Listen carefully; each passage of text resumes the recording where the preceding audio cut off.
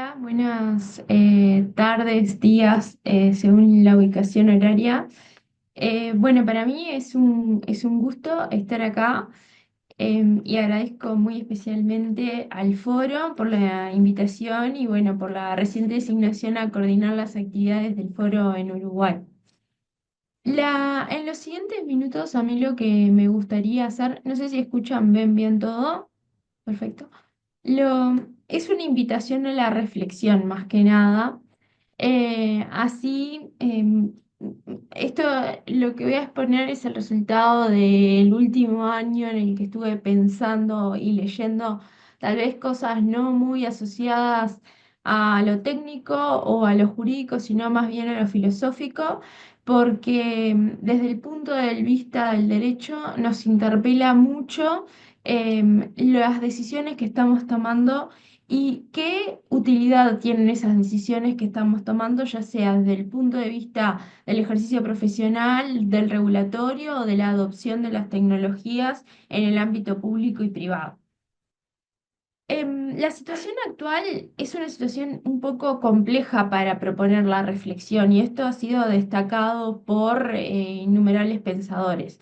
Hoy en día, ante cualquier advertencia de em, pongamos a pensar esto o si se pone en duda alguna aplicación tecnológica en este mundo de grietas en el que vivimos, donde predomina el extremismo, lo que suele pasar es que el que pone algo en duda o simplemente invita a la reflexión es tachado de retrógrado.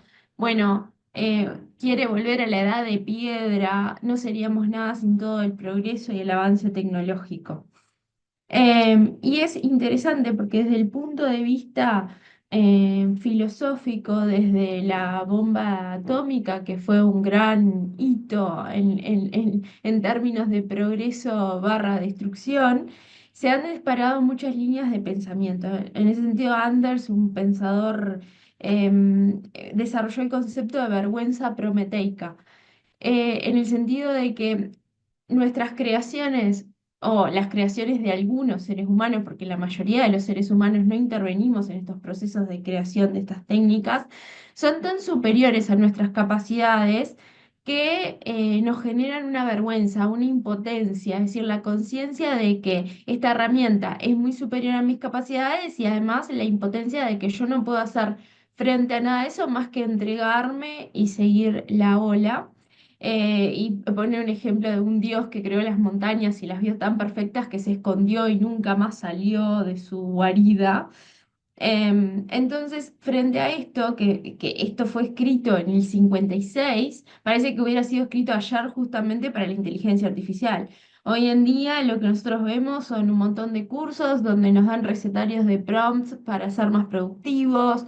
En casi toda la normativa está como prioridad la adopción de la inteligencia artificial para tener una sociedad más productiva, más eficiente. Es un desafío ahora si uno no está utilizando a diario alguna herramienta, se siente como que, bueno, estaré haciendo lo mejor o no. Sí, y nos lleva a esa ola sin parar a pensar. Con respecto a la inteligencia artificial, no voy a tratar los conceptos técnicos, más que nada solamente una ubicación a los efectos de esta presentación. Del concepto general que se utiliza habitualmente, que es el concepto de, bueno, es aquella técnica que permite que su resultado no se diferencie del resultado que podría arrojar un humano. Y es importante esto, el énfasis en el resultado, que no tan así en el proceso. Aquí, por ejemplo, en la ponencia sobre transparencia se puso énfasis que a veces ese proceso es o difícil o imposible de conocer o incluso pueden existir razones de política pública para que no se conozca ese proceso. El tema es justamente esa mediatización que surge entre la persona y el resultado. Em, Habitualmente, además, también la promesa de la tecnología, y esto no es solo propio de la inteligencia artificial, sino de todas las tecnologías, es que nos van a liberar de actividades tediosas y vamos a tener más tiempo para dedicarlo a lo que queramos.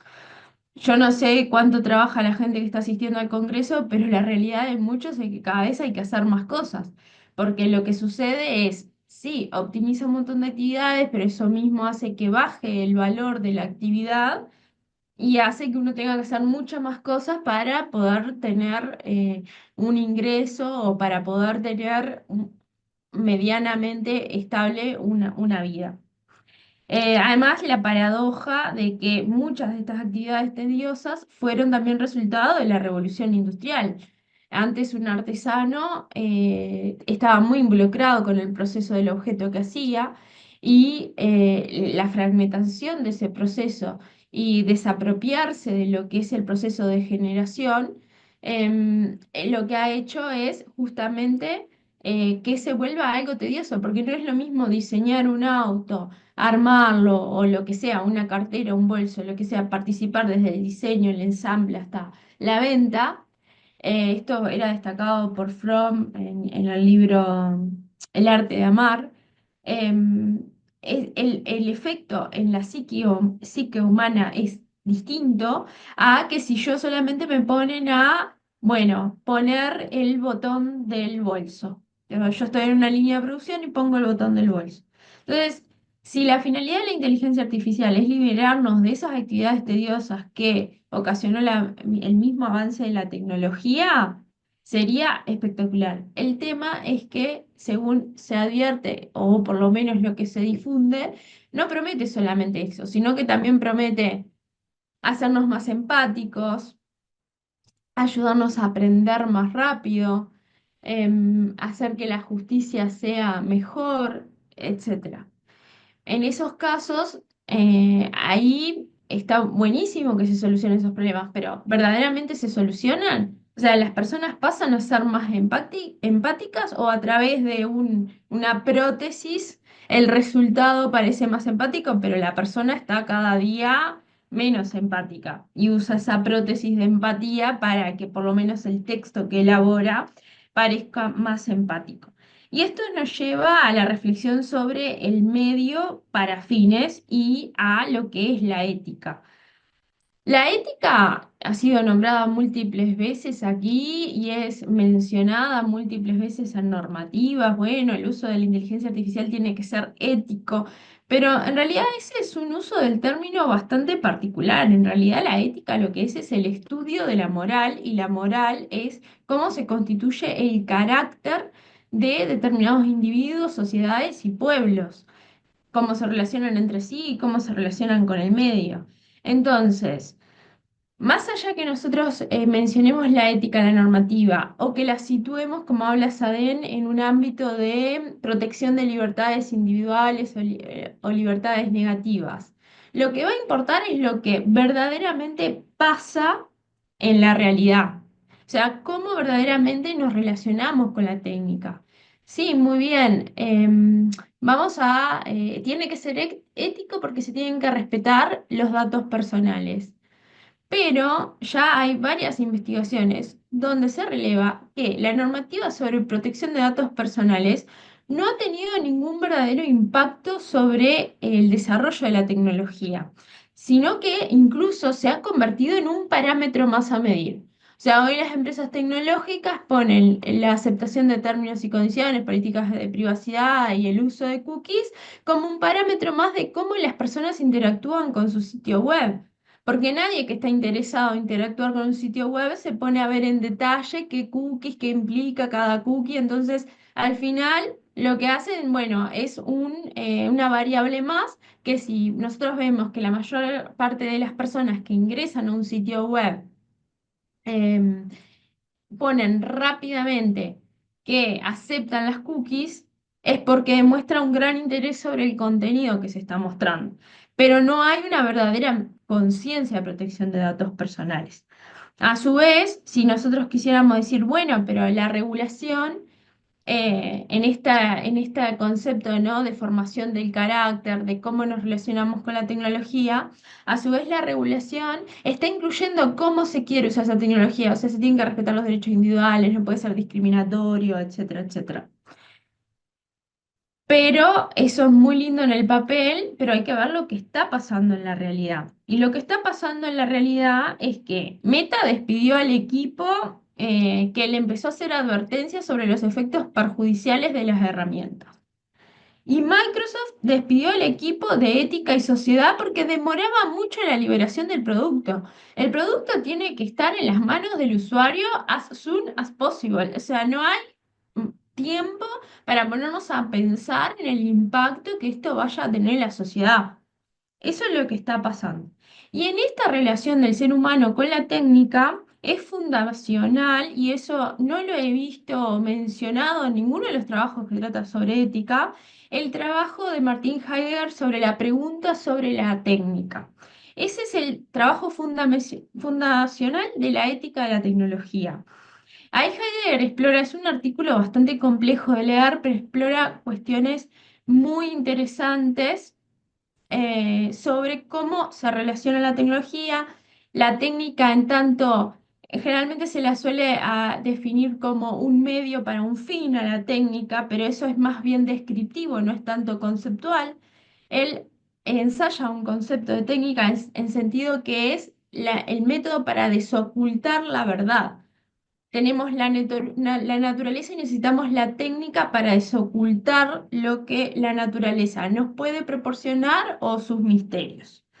Y en ese desocultar, la técnica ha evolucionado y hay una distinción que él hace que a mí me parece muy relevante entre una técnica tradicional y las nuevas técnicas.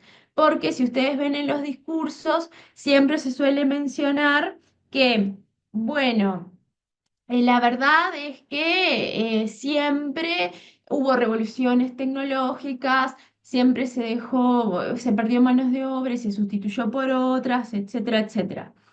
Pero nadie destaca esa diferencia y él dice, es distinta, es distinto una represa como había antes donde se usaba la fuerza del río que una central hidroeléctrica, donde se transforma el río para sacar su mayor potencial. Se le construye el embalse, etcétera, para que el río tenga aún más fuerza. Y eso pasa con la tecnología hoy en día, al punto de que Zuboff, en su libro sobre el capitalismo de vigilancia, habla de que la revolución industrial se trató de la reforma de la naturaleza y la revolución tecnológica se está tratando de la reforma de la naturaleza humana. Y estas son las cosas de las que no se está parando a pensar. Y ahí vamos directo al derecho, que es nuestro ámbito, porque hay muchos ámbitos de la vida humana que se ven impactados por la tecnología, pero en el caso del derecho es lo que, bueno, hay que tratar de traer todas estas cosas más abstractas. En el ámbito del derecho, como dijimos, está todo el mundo desesperado, políticas públicas, inversión de fondos públicos en aplicar tecnología, pero ¿qué tecnología se está aplicando? Hay una conciencia y una aceptación mundial de que nadie puede invertir en infraestructura para entrenar los modelos. Estos, me estoy refiriendo a la inteligencia artificial generativa. Sé que hay otras herramientas de inteligencia artificial, pero esta ha sido la que recientemente ha tenido mayor impacto. Bueno, dicen sí, ahora con DeepSeek sale más barato, pero le salió más barato a los chinos, porque optimizaron un chip que permite procesar los datos de una forma más eficiente. Pero después el resto que van a usar DeepSeek, van a usar el modelo ya entrenado. Entonces se abren como dos posibilidades. Bueno, o elegimos el modelo chino o elegimos el modelo de Estados Unidos. Y el modelo chino todo el mundo dice no, porque los chinos que está explícitamente que hay que respetar los principios del Partido Comunista, los valores socialistas, etcétera. Pero por lo menos está explicitado. Lo que vienen de los otros modelos no sabemos y además cambian. Nosotros vimos lo que pasó con luego de que ganó Trump. Automáticamente los gigantes tecnológicos se alinearon con su política, su visión. Entonces, en un país donde ahora se reconocen dos géneros nada más, se van a importar modelos entrenados de ese país y cómo se va a aplicar a las políticas públicas de países que pueden libremente y soberanamente reconocer otros géneros. Y así un montón de cuestiones. Por eso mi propuesta con el título La soberanía del output es considerar dos conceptos de soberanía. Primero, la soberanía en cuanto a esto que venimos de explicar. ¿Cómo garantizamos nuestra libertad de decisión o nuestra libertad de autodeterminarnos si importamos modelos que ya están entrenados con determinada lógica, con determinados intereses atrás, por empresas que están despidiendo sus equipos de ética? ¿Cómo nosotros pretendemos aplicar una regulación de respeto de los derechos humanos en ese marco? Em, Tanto para las políticas públicas que pueden decir, bueno, pero no vamos a usar esos modelos, vamos a usar otras cosas, pero los ciudadanos en los países están usando ese tipo de tecnología. Entonces eso nos hace perder soberanía en cuanto a autodeterminación de los pueblos. Y otro concepto de soberanía que viene un poco de este concepto de soberanía prometeica o del involucramiento en el proceso que hablaba Fromm es cuánto de la mediatización en los procesos nos dejan falta de soberanía sobre el resultado. Obviamente esto puede no ser aplicable, pero en este pensar de decidir cómo se va a aplicar, deberíamos capaz que seleccionar esos procesos en los que es importante el proceso, no es solamente importante el resultado, no es solamente importante el fin, sino que debemos preservar el proceso, capaz que el proceso de aprendizaje, capaz que el proceso de tomar la decisión de justicia. Ustedes capaz que han visto alguna de las críticas que se hace a la guerra con drones. La guerra con drones, los que matan con un dron sienten que están en un videojuego, no sienten que están matando a una persona. Entonces el involucramiento en esa muerte está mucho más mediatizado. Y eso tiene un efecto en la persona que lo practica.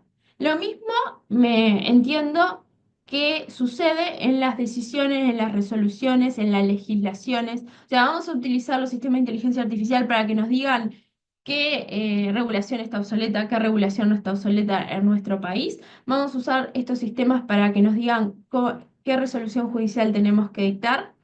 El involucramiento en los procesos ha sido algo que en algunos casos, ha sido una prioridad. Por ejemplo, cuando se establece el principio de inmediación. Bueno, el juez tiene que estar frente a la persona, mirarla a los ojos y ser capaz de ver que su decisión va a afectar directamente a esa persona. Pero si lo mediatizamos, el involucramiento va a ser distinto. Y eso nos quita soberanía sobre el output. Y con esto termino.